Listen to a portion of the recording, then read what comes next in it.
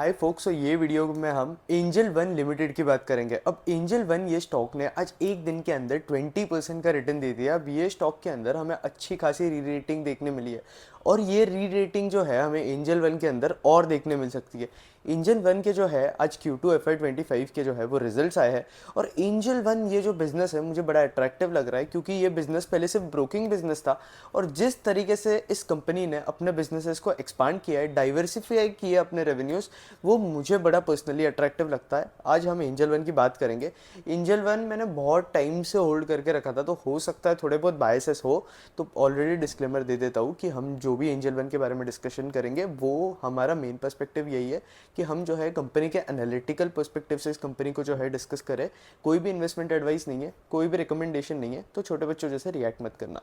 पहले angel one की बात करें तो पहले जो एंजल वन के रेवेन्यूज़ है वो मैक्सिमम रेवेन्यूज़ ब्रोकरेज से आते थे।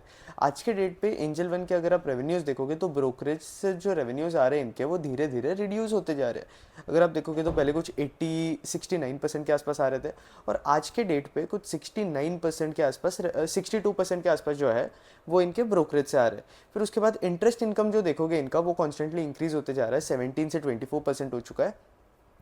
3% से 5% के अंदर हमें डिपॉजिटरी इनकम देखने मिल रहा है। डिस्ट्रीब्यूशन इनकम के अंदर भी इंक्रीज देखने मिला है। एंसिलरी ट्रांजैक्शन चार्जेस आप देखोगे तो उसके अंदर भी हमें जो है थोड़ा बहुत फ्लक्चुएशन देखने मिला है। अब एंजल वन जो है वो कौन से वर्टिकल्स के अंदर काम करता है, क्योंकि हम सभी को पता है कि एंजल वन जो है ब्रोकिंग बिजनेस के अंदर काम करता है।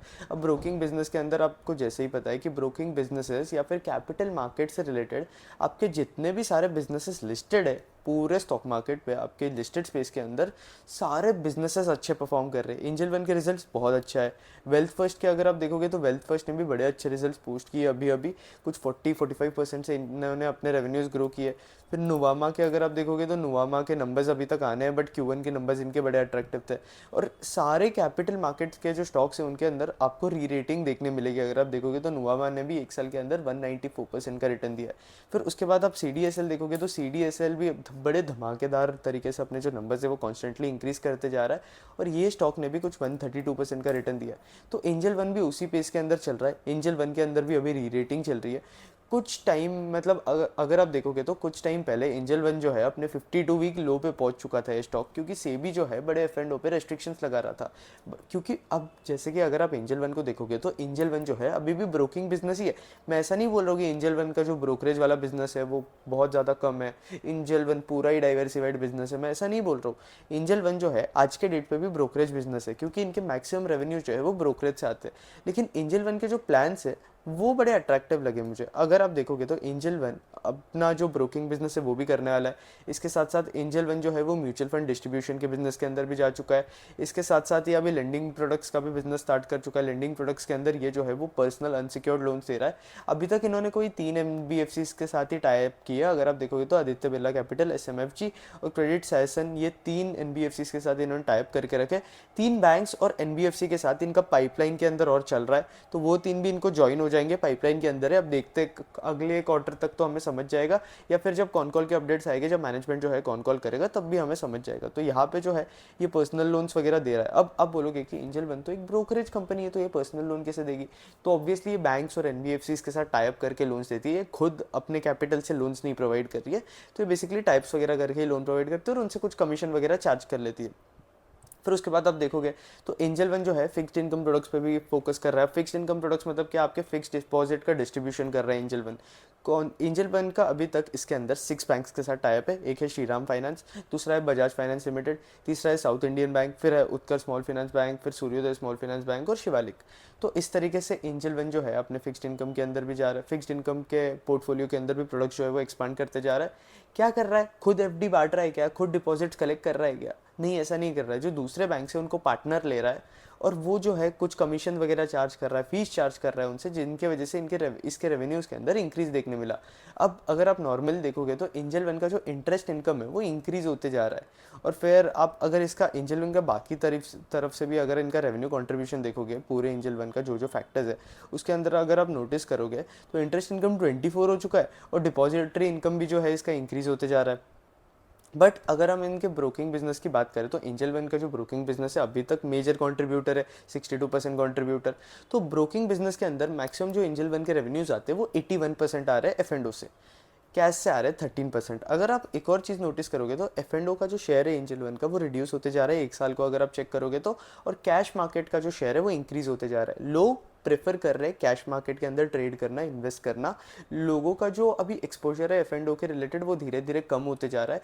इसके साथ साथ सेबी भी बड़े सारे मेजर्स ले रही है कि लोग जो है एफ एंड ओ करना कम कर दे, क्योंकि इनफैक्ट अगर आप देखोगे तो मैक्सिमम रिटेल इन्वेस्टर्स जो है वो एफ एंड ओ के अंदर ही लॉसेस करते हैं। इनफैक्ट मैंने एंजल वन की जो है कॉन कॉल पढ़ी थी, उसके अंदर कंपनी के मैनेजमेंट ने खुद ने बोला था कि लोग जो है लॉसेस कर कर कैश मार्केट में शिफ्ट हो जाते हैं, लेकिन हमारे लिए लोग जो है तभी प्रॉफिटेबल होते हैं जब लोग जो है वो एफ एंड ओ के अंदर होते हैं।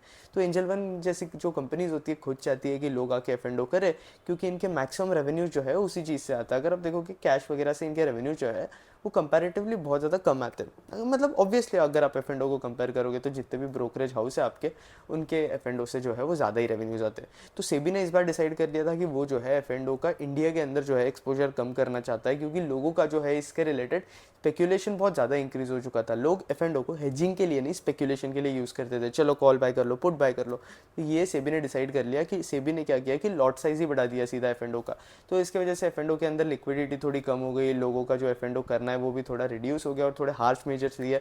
और सेबी चाहती है कि कम से कम लोग जो है वो एफ एंड ओ करें। तो आगे जाकर रिस्क आ सकता था एंजल वन के ऊपर कि इसके एफ एंड ओ के जो रेवेन्यूज है जो कि 81% आ रहे हैं ब्रोकरेज से, और ब्रोकरेज का खुद का ही रेवेन्यू कुछ 62% के आसपास है, तो इसके रेवेन्यूज के ऊपर हैवी इंपैक्ट पड़ सकता था। लेकिन जितना हम लोगों ने एस्टिमेट किया था, मतलब जितना मार्केट ने एस्टिमेट किया था, उस हिसाब से अगर आप देखोगे तो सेबी ने इतने स्ट्रिक्ट मेजर्स लाए नहीं। सेबी ने थोड़े बहुत स्ट्रिक्ट मेजर्स लाए, लेकिन जितना स्ट्रिक्ट मार्केट सोच रहा था उतना सेबी ने ज़्यादा किया नहीं। अब हम बैठ के प्रेडिक्ट नहीं कर सकते, सेबी के ऊपर रहता है कि उन्हें क्या मेजर्स लाने क्या नहीं, बट जितना मार्केट प्रेडिक्ट कर रहा था उतने स्ट्रिक्ट मेजर्स तो आए नहीं, जिसकी वजह से स्टॉक ने जो है अच्छा खासा परफॉर्म किया। और अभी भी स्टॉक के ऊपर जो डेंजर होता है वो कम है। भले ही सेबी चाहती है कि एफ एंड ओ वगैरह वो रिड्यूस कर दे, स्पेकुलेशन कम कर दे, बट इनके एफ एंड ओ से जो रेवेन्यूज आते हैं उसके अंदर मुझे नहीं लगता कि ज़्यादा रिडक्शन देखने मिलेगा। अब कुछ 81% के आसपास रेवेन्यूज आते हैं, आगे जाकर हो जाएगी वो कुछ 60% के आसपास हो जाए, कैश मार्केट का जो शेयर है इसके अंदर इंक्रीज हो जाए, जो कि होगा आगे जाकर। बट ऐसा नहीं होगा कि एफ एंड ओ से जो रेवेन्यूज आ रहे हैं वो सीधा 20% पे आ जाए, 30% पे आ जाए।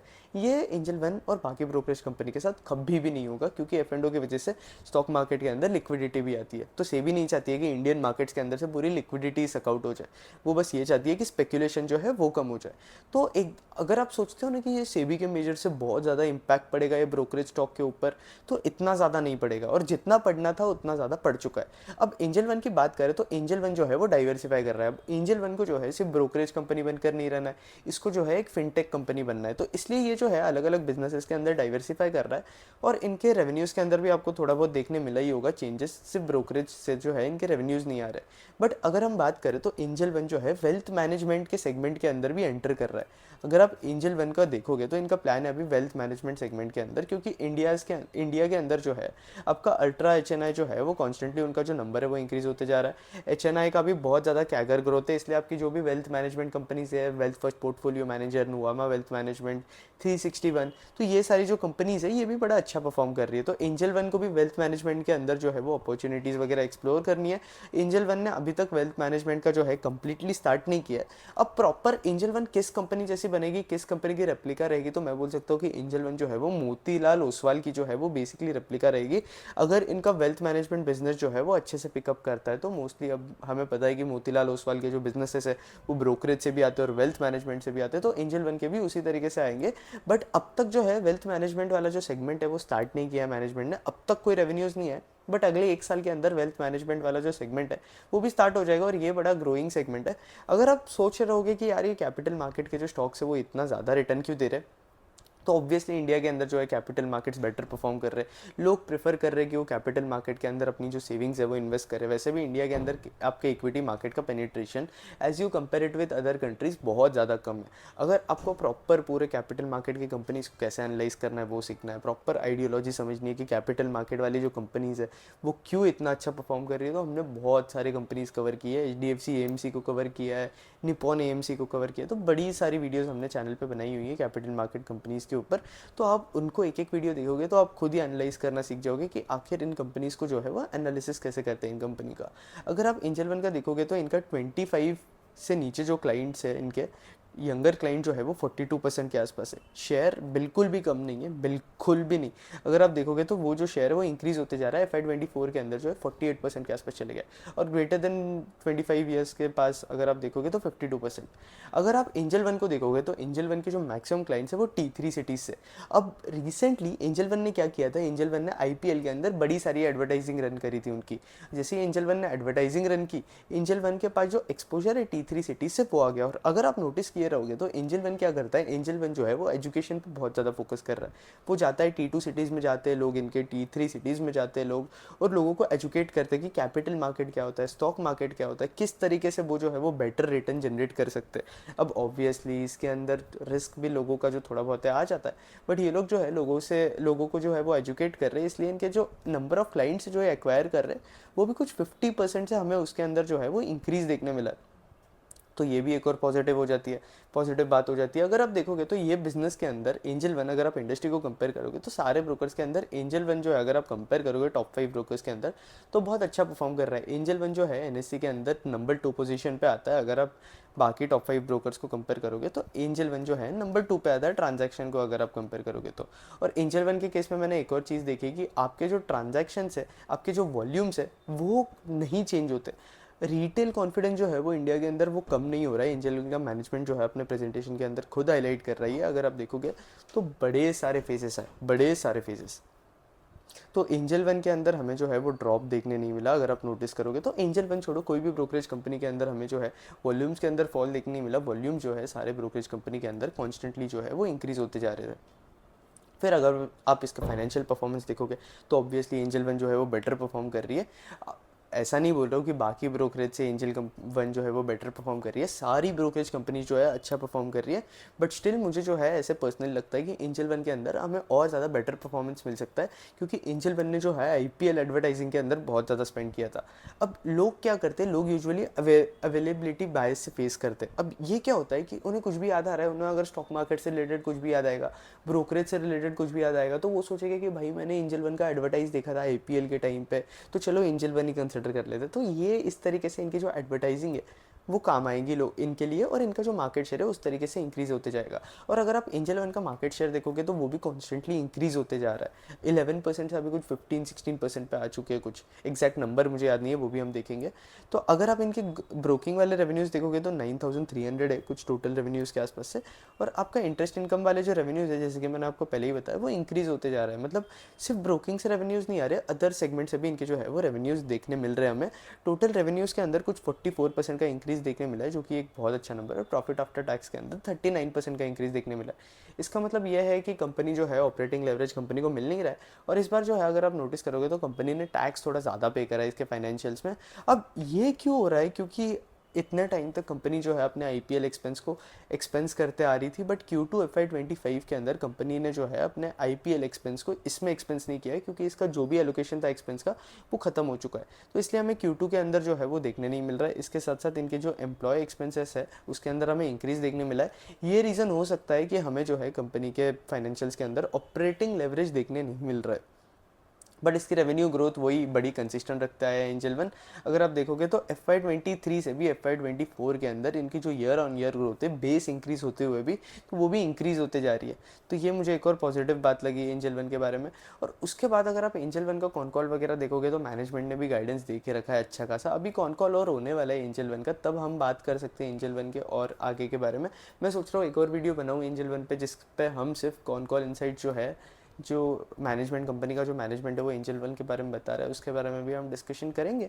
बट ऐसे एंजल वन की अगर हम बात करें तो इनके प्रॉफिटेबिलिटी मार्जिन्स अगर आप देखोगे तो पहले से जो है इंक्रीज देखने मिला है हमें। और ये जो है मेंटेन रहेगा, कंपनी के मैनेजमेंट ने बोला भी है, इनके ऑपरेटिंग प्रॉफिट मार्जिन देख लो 40% के आसपास जो है वो मेंटेन्ड है। और एंजल वन का जो रेवेन्यू ग्रोथ है वो भी बड़ा फास्ट पेस पे हो रहा है। अगर आप देखोगे तो 44% के आसपास रेवेन्यू ग्रोथ है। Q2 के नंबर्स बहुत अच्छा है, लेकिन ये सिर्फ एंजल वन के नहीं आया, आपके जितने भी बाकी दूसरी कंपनीज है, मोतीलाल के भी अगर नंबर्स आए, अगर आप देखोगे तो मोतीलाल के नंबर्स अभी आने बाकी हैं। मोतीलाल का जो रिजल्ट है वो अवेटिंग है, बट एक और कंपनी है वेल्थ फर्स्ट के भी नंबर्स बड़े अच्छे आए, जैसे कि मैंने आपको पहले ही बताया। और ये आपकी कैपिटल मार्केट वाली कंपनीज वही है कि कैपिटल मार्केट्स अच्छा परफॉर्म कर रहे हैं, तो ये कंपनी जो है वो भी अच्छा परफॉर्म कर रही है। आपका इंडियन मार्केट के अंदर जो पेनिट्रेशन है अभी तक वो बहुत ज़्यादा कम है। और एक और चीज़ की एंजल वन जो है ब्रोकरेज कंपनी से अभी फिनटेक कंपनी बन रही है, धीरे धीरे वो अलग अलग सेगमेंट्स के अंदर एक्सपांड करते जा रही है। तो अब एंजल वन जो है सिर्फ ब्रोकरेज कंपनी नहीं रही, एंजल वन एक फिनटेक कंपनी भी बन चुकी है। फिर उसके बाद अगर आप देखोगे तो रेगुलेशंस के अंदर हमें थोड़े बहुत चेंजेस देखने मिले सेबी की वजह से, बट एकदम बहुत ज़्यादा रेवेन्यूज़ के ऊपर इम्पैक्ट नहीं हुआ एंजल वन के ऊपर। ये एक और पॉजिटिव बात है, लेकिन ये जो है हमें डिटेल तरीके से मैनेजमेंट से ही समझना पड़ेगा, कॉन कॉल से ही समझना पड़ेगा। हम जो है बैठ के गेस्टिमेट्स वगैरह ले नहीं सकते।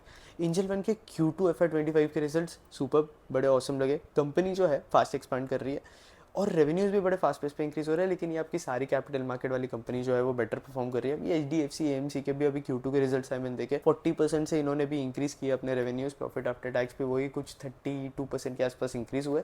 तो ये मैं बोल ही रहा हूँ ना, जितने भी कैपिटल मार्केट वाली कंपनीज़ है सारे अच्छे नंबर्स दे रहे हैं। और ये सेगमेंट के अंदर री रेटिंग भी चल रही है, बहुत सारी कंपनीज़ के अंदर हमें री रेटिंग देखने में मिली है, बहुत सारे के अंदर अब तक होनी है। तो ये वीडियो को बस हम इतना ही रखते हैं। अगर आपको और इन्फॉर्मेशन चाहिए रहेगी, दूसरी कंपनीज़ का जो एनालिसिस चाहिए रहेगा, तो आप चैनल पे जाके वीडियोस चेकआउट करो, अच्छे खासे डिटेल वीडियोस बनाए गए। तो उसमें आपको जो है कैसे एनालिसिस करते कंपनीज़ का, इक्विटी रिसर्च कैसे करते हैं, उसका भी ऑटोमेटिक आइडिया आने लगेगा। इस वीडियो को बस हम इतना ही रखते हैं। एंजल वन के बारे में बस इतना ही था। अगर आपको वीडियो अच्छा लगा तो लाइक कर देना, कॉन्टेंट अच्छा लगा तो चैनल सब्सक्राइब कर देना। That's it, thank you for watching.